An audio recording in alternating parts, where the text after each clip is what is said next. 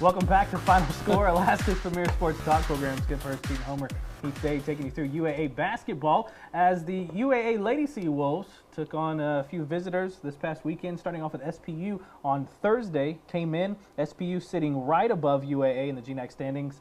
They're one game ahead at 7-6, as UAA is sitting at 6-7, and their length and their speed kind of gave UAA some trouble. It was a high-scoring game on Thursday. It was a high-scoring game. It's almost a reverse score. What you would expect to see the guys' game on Thursday was really low for the girls. But let's roll the tape here, go to the highlights, and we got a lot of points to cover here. First off, starting out with Barnes, the left-handed floater in the lane here, gets it to go off the glass. Then Benson over the top. She had a great game. Katie Benson did for SPU. Then we got outside. We got Collin for three here. And then we got Fulmer inside with the move. SPU had a great run starting the game off, kind of get out to an early lead. We got in transition, Barnes with a fast break layup there, and then Katie Benson inside again, and then she's going to stretch it and go outside and show you the three that she's got. They had a great game, and then Olsen, little move here right before the end of the first half, the hesitation, right past Buchanan, nice layup. That was kind of, like I said, to end the first half. But second half, coming back out, Butler taking it inside. Lasconia, the over and under layup, or the crossover to layup, feeding it back inside. Got Benson again, splitting the defense just right through the girls like they're not even there. Olsen, a drive with a tough finish as she goes to the floor. And we got Benson, another wide open three. She had a great night. We'll talk more about her in a minute. Fulmer with the jumper here. Then Collin's going to feed Olsen on the cut for the layup. This, like you said, the speed and the length gave them some challenges here.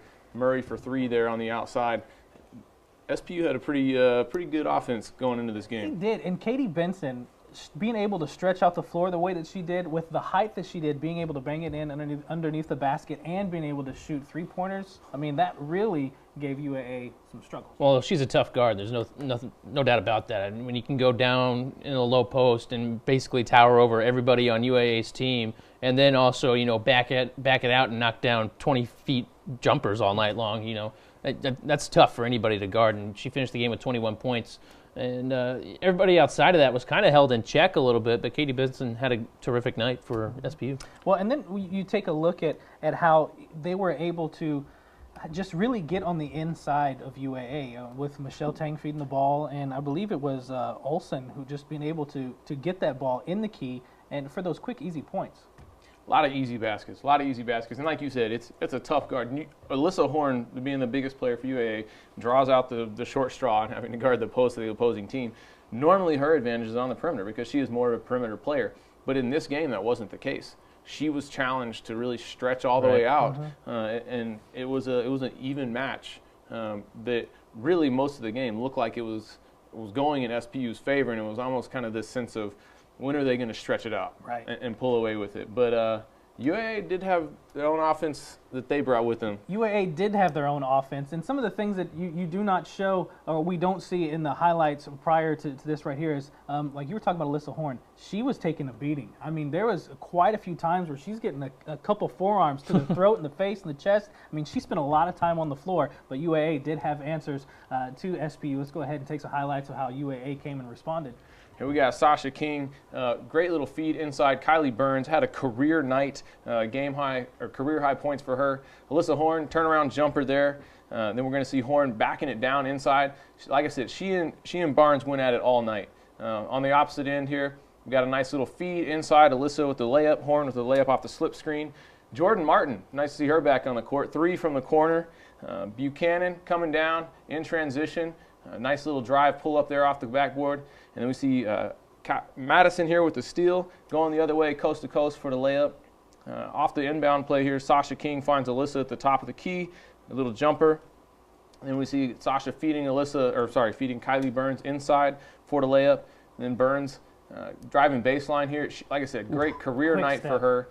Sasha, another little feed off, little spin move by Alyssa, puts it in. And we got Madison coming in here with a little nifty finish, kind of almost traveled, but she got it to go. And then kick back out to Burns for three. She had a great night. King right here to Horn, to Buchanan in the corner for three. And then we're going to see Sasha driving here with the dish, feeding it off to Kylie Burns. Career high 22 points for her. As a player who's really been in transition this year. She started out last year as a guard. She shot a lot of threes. She was really a perimeter player exclusively. And this year she's having to play the 4 spot and guard girls that are 6, 7 inches taller than her a lot of times, having to bang down low. She had a great night. Along with her 22 points, she also led the team in rebounds with 8. That's what, if they can get that kind of consistency from her, not just, I mean, she's still got a couple years left. Right. If they can get that kind of consistency from her of being able to produce, she's going to be a great player to watch. Kylie Burns had a great night, along with Alyssa Horn, who ended up scoring her 1,000 career point. Right.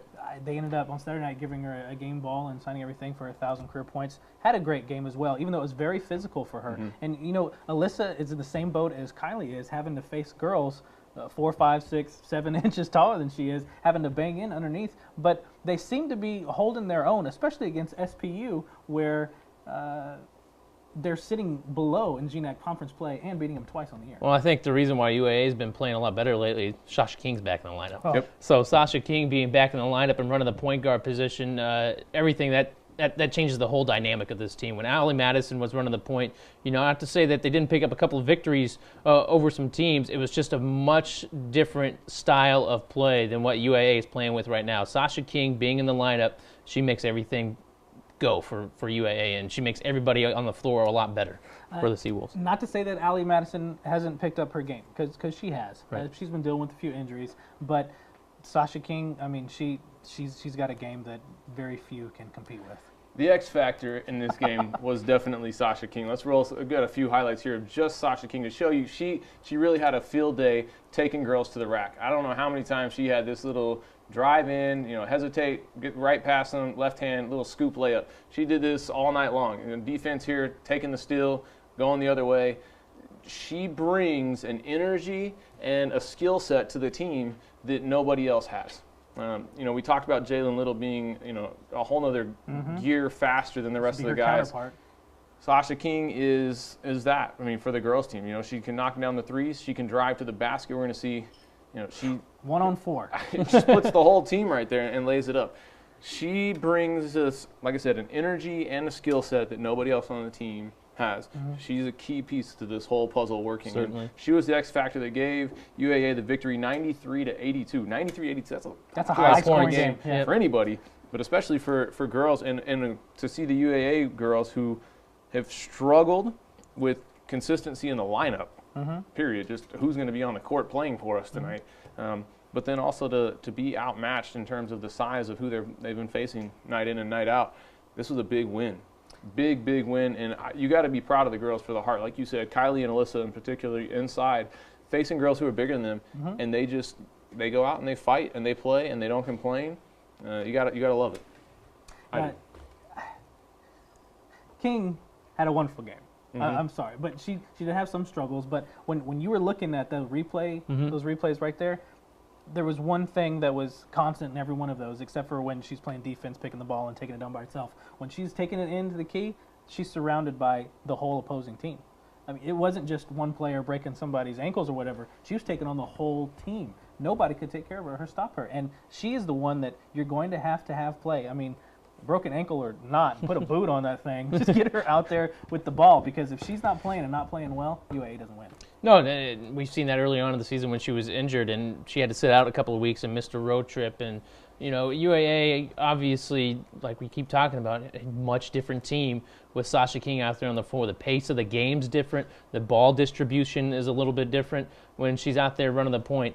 And, you know, I think just having her out on the floor, it gives everybody else, the other 4 girls on the floor that are out there with her, more confidence. Okay, I think they somehow find something in themselves to say, you know, I can do something that I haven't done before. I mean, Kylie Burns putting up 22 points. I mean, she went to the free throw line 10 times in that game, 8 of 10. Seawolves went to the free throw line 23 times in that game. It tells you how physical. 28 times, excuse me. And made 24 of them. Yeah. I pay attention to the free throws. That's a pretty good percentage. Yeah, it's 86%. Kudos to the ladies. But on the flip side of that, Seattle Pacific only went to the free throw line. What was it, 11 times or something like that? 22 times in the game. Oh, okay. Excuse me. We're looking at different stat sheets. Yeah, or something. apparently. I was looking at the first half. They went to the free throw line 22 times. So it was a very physical game, and UAA able to respond to that.